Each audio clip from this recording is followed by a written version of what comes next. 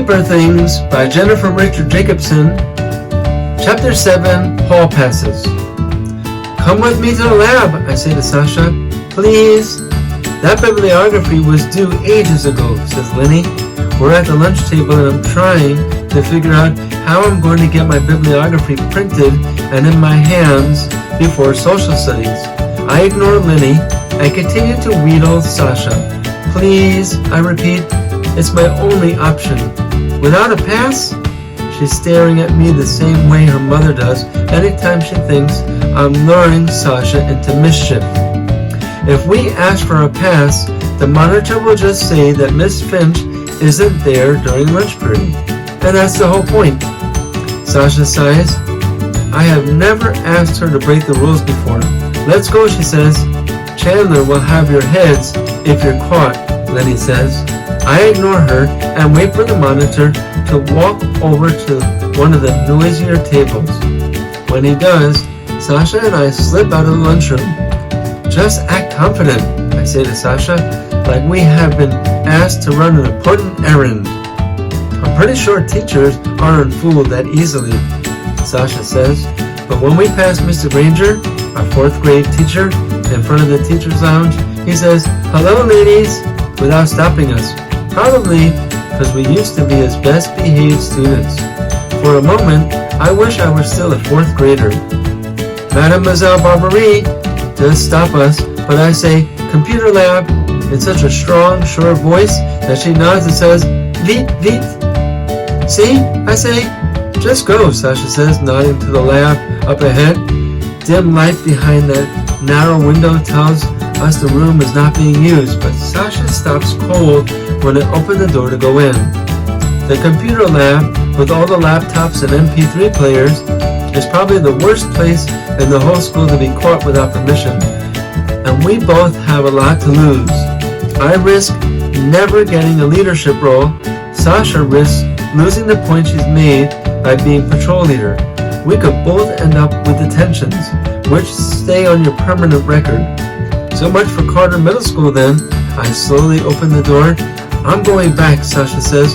Her face is a splotchy red, the way it always is when she gets nervous. For a moment, I consider going back with her, but I'm so close to being able to hand something into Mr. O.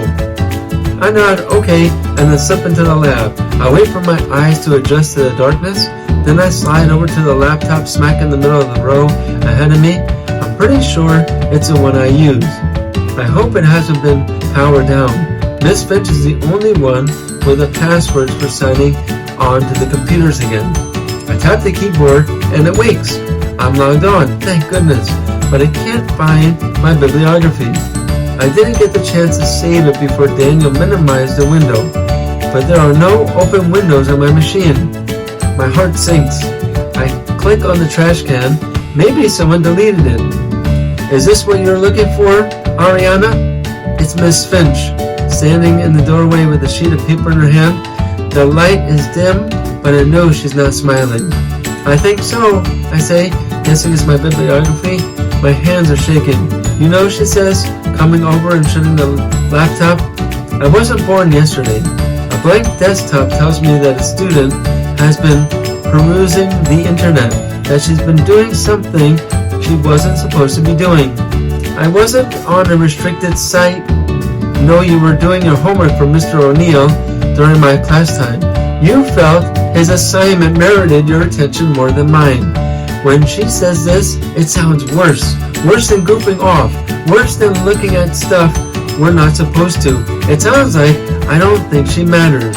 I must say, I'm very disappointed in you, Ariana, she says before I can figure out what to say. Suddenly, I feel the urge to tell her everything about leaving Jana's and hopping from place to place, about leaving the books at Chloe's and struggling to find the next time to do my homework, but I can't betray Gage. Besides, Mr. Chandler instituted a no excuses policy this year, and I don't want to break that rule too. So I just stay silent, wishing I actually were invisible. Get yourself back to the cafeteria now, she says dismissively, before someone catches you without a pass. I nod and hurry to the door before she sees my tears. Ever since we left Janice, nothing has gone right. It's starting to feel like the year when Mama died all over again. We have a substitute teacher in science class, which is almost like having a snow day. No one bothers to pay attention to do any real work. Lots of kids are talking, passing notes, even reading in class. The sub doesn't seem to care. She just draws a cell diagram on the board and explains that she's drawing as if every single one of us found the structure of cells more interesting than juicy gossip. I put my head down on the desk. The wood feels cool on my cheek. Do you feel alright? The sub asks as she hands me a sheet of paper. I sit up again and shrug. I can't stop thinking about my next class, social studies. What am I going to tell Mr. O? Maybe I don't feel okay. Maybe I'm sick. Maybe I should head down to the nurse's office. I think of lying on the green cot, the white cotton blanket draped over me. In the nurse's office, there's nothing more to do than watch the hands on the clock tick around. Yes, I'm definitely feeling sick.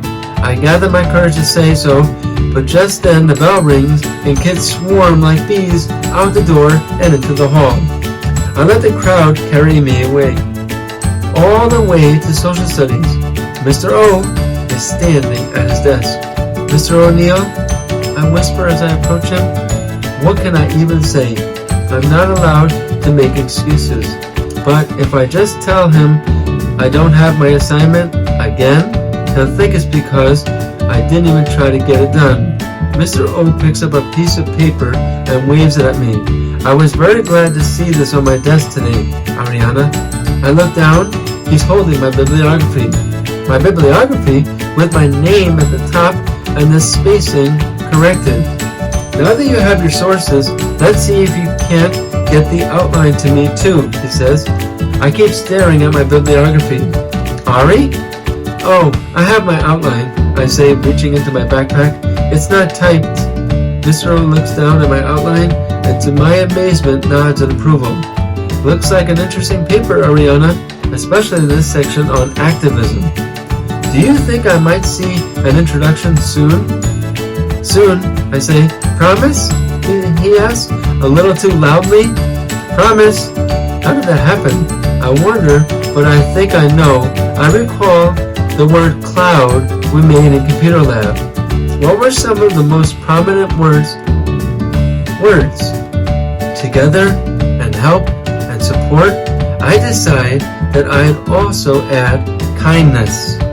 And another word, which I type in 10 times to make it stand out bigger and bolder than the rest. Daniel.